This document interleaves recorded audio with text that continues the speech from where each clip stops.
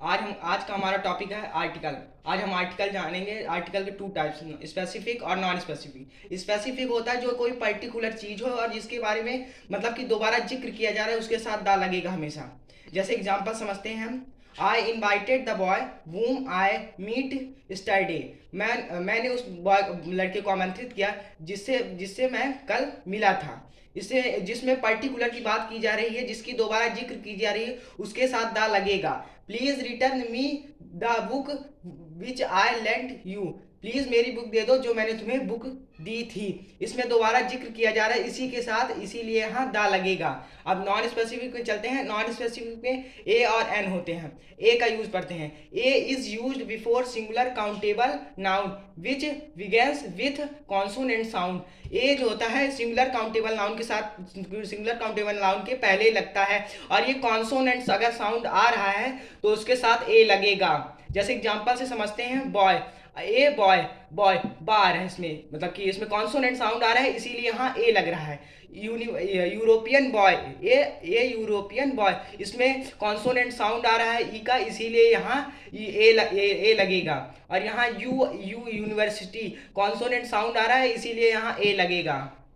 Non specific, ए हम पढ़ चुके हैं और एन का यूज बताने जा रहे हैं। An, an is use before singular countable noun. An जो होता है सिंगुलर काउंटेबल नाउन के पहले यूज होता है। विच बिगेंस वॉवेल साउंड, ये वॉवेल साउंड जहाँ आएगा वहाँ एन यूज होगा। जैसे एग्जांपल समझते हैं। Example number first. An orange, O आ रहा है इसका साउंड, ओ का ओ, ऑरेंज ओ आ रहा है इसीलिए यहाँ एन लगेगा, ये वॉवेल साउंड आ रहा है। जैसे दूसरा एग्जांपल आउल, ओ इसमें भी ओ आ रहा है इसीलिए यहाँ एन लग रहा है। जैसे third example an, M A आ रहा है, एम ए से यहाँ बस एम आ रहा है इसीलिए यहाँ एन लग रहा है। एन जैसे fourth example an, N C C, A आ रहा है एन सी सी इसीलिए यहाँ एन लग रहा है। जैसे एन, कुछ लोग इसे हावर पढ़ते हैं लेकिन इसे आवर पढ़ा जाता है, आवर, इसीलिए यहाँ आ रहा है, वॉवेल साउंड आ रहा है इसीलिए यहाँ एन लग रहा है। डेफिनेट आर्टिकल और इनडेफिनेट आर्टिकल पढ़ेंगे आज।